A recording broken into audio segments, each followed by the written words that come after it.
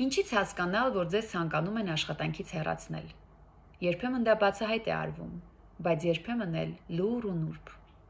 Առաջին նշաններից մեկը դա կապի խզումն է։ Երբ որ կոլեկտիվի ներսում դուք զգում եք, որ առանց ձեզ ինչ-որ հանդիպումներ են իրականացվում, ժողովներ, միջոցառումներ, որտեղ դուք ներկա չեք կամ անգամ այդ ամենի մասին չեք իմացել։ Կամ ձեզ շուրջը դրանք կազմակերպվում են, դուք այդ խոսակցությունները լսում եք, բայց ձեզ ոչ ոք այդտեղ չի հրավիրում։ Կոլեկտիվի ներսում կամ խուսափում են ձեզ հետ շփվելուց, կամ շփումները շատ սառն են լինում։ Դա առաջին նշաններից մեկն է, որ անձը սկսում է մտածել, իր ներսում հարցեր են առաջանում, որ գուցե իմ անձի շուրջ հեռացման լուրեր կան, զրույցներ կան։ Հաջորդ բանը, որ երբեմն ձեզ ստորադաս աշխատանք կարող է հանձնարարվել, ձեզ չտան նոր նախագծեր, անգամ եթե դուք դրանք նախկինում փայլուն իրականացրել եք, հիմա ձեզ չեն տրվում նման նոր նախագծեր, տրվում են շատ ստորադաս աշխատանքներ եւ անգամ աշխատանքի նորմալ կամ ինչու՞ չէ լավ կատարելու դեպքում կարծես գրանցվում է բացասական դինամիկա ձեր անձի, ձեր ծավալած գործունեության շուրջ։ Հաջորդ բանը, որ ձեր առաջարկները, ձեր ծրագրերը բացասաբար են ընկալվում, անիմաստ առանց պատճառաբանության քննադատությունների են արժանանում կամ ընդհանրապես անտեսվում են։ Կարծես այն ինչ որ դուք եք առաջարկում, այն ինչպես դուք տեսնում եք որևէ ծրագրի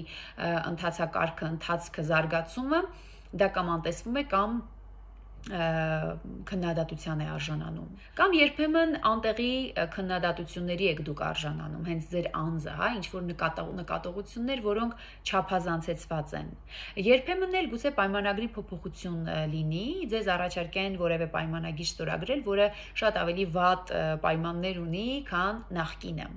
Նմանօրինակ կետեր շատ կարող են լինել, բայց առաջնայիններից, որ շատ բացահայտ դրանք կարող են ձեր ուշադրությանը արժանանալ եւ ձեր մեջ անհանգստություն առաջացնել, իմ թվարկածներն են։ Ինչ անել ընկերներ նման դեպքերում։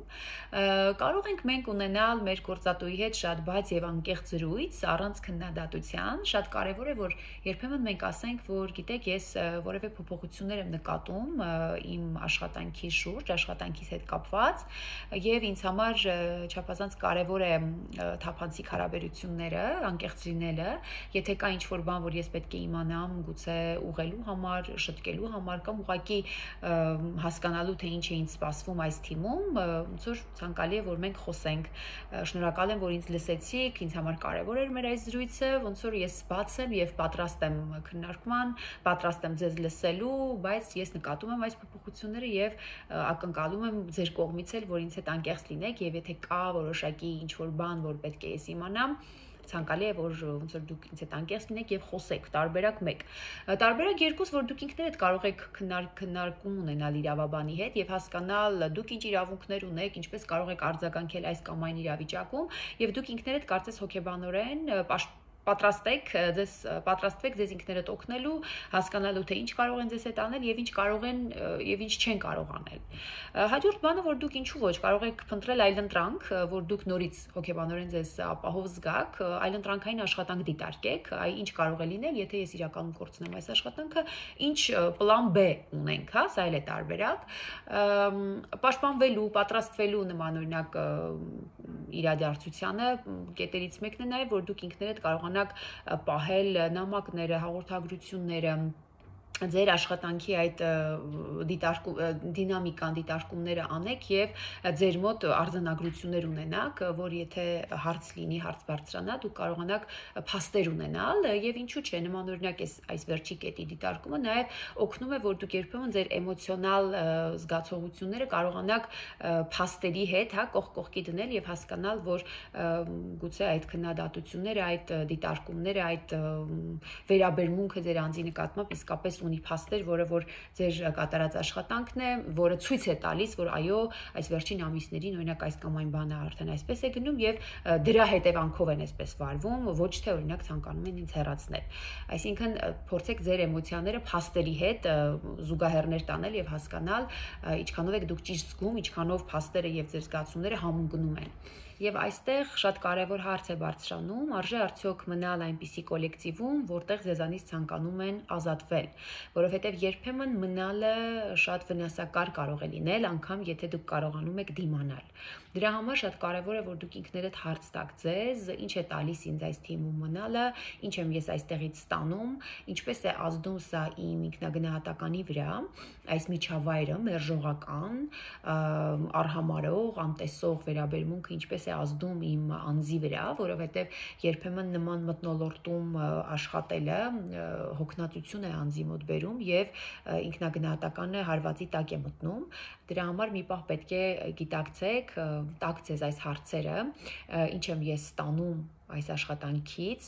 ոչ միայն ֆինանսական առումով, այլ նաև էմոցիոնալ, եւ օրինակ ինչ կտա ինձ այս աշխատանքից հեռանալը, արդյոք ես եթե այստեղից դուրս գամ, ինձ կա լավ այլընտրանք։ Կարող եք անգամ ձեզ հարց ուղղել, որ եթե այս պահին ձեզ խորհուրդ տար ձեր ապագայի կայացած տեսակը, հա, այ օրինակ, եթե իմ մասին խոսքը գնա, օրինակ 5 տարի հետո այն Անին, ով կարողացել է հաղթել իր առջև ծառացած այս դժվարությունները եւ շատ ավելի ապահով է իրեն զգում, շատ ավելի ընդունված եւ ինքնավստահ է զգում, ինչ խորհուրդ կտա իմ այսօրվա Անիին, հա, այդ տեսանկյունից կարող եք նաեւ ինքներդ ձեզ հետ խոսել։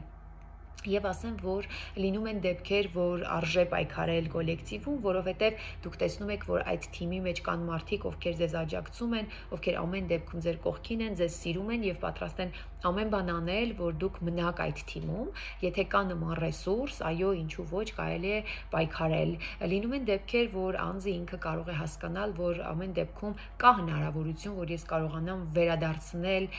կորցրած վստահությունը, հա, եւ եթե կա հնարավորություն, ինչու՞ չէ արժե այդտեղ ներդրում անել, ունենալ օրինակ աշխատանքային պլան, ինչպես վերականգնել կորցրած վստահությունը, ինչպես նոր կապեր կառուցել, եթե այսինքն կա լավ թիմ, որը ձեր կողքին է, թեկուզ մի քանի հոգի, սա նորից հնարավորություն է պայքարելու, եթե կա միջավայր, ռեսուրս, որ հնարավոր է դարձնում վերադարձնել ձեր կորցրած վստահությունը, նորից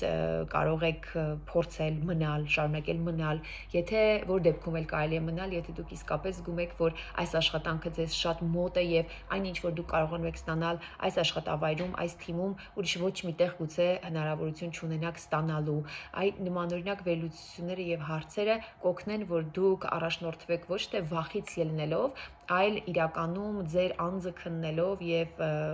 ձեր անձը լավ հասկանալով, որովհետեւ երբեմն մենք շարունակում ենք մնալ նմանօրինակ կոլեկտիվում, որտեղ մեզ մերժում են, անտեսում են, սպասում են, թե երբ պետքա վերջապես մենք դրսի կողմից դուռը փակենք, մենք շարունակում ենք մնալ, որովհետեւ մեզ սպասվող ապագան անորոշ է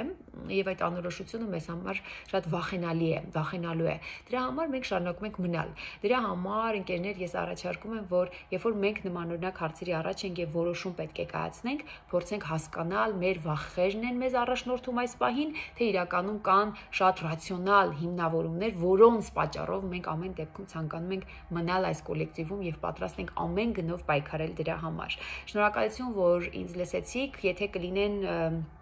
աշխատակիցներ, ովքեր նմանօրինակ դժվարություններ ունեն, կասկածներ ունեն, զգացողություն ունեն եւ չգիտեն ինչպես վարվել, կարող եք զանգահարել 095 51 44 54 հեռախոսահամարով եւ մենք միասին կփորձենք հասկանալ, վերլուծել իրավիճակը եւ որոշել, թե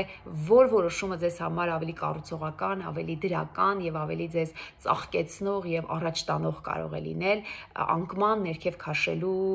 փոխարեն։ Շնորհակալություն։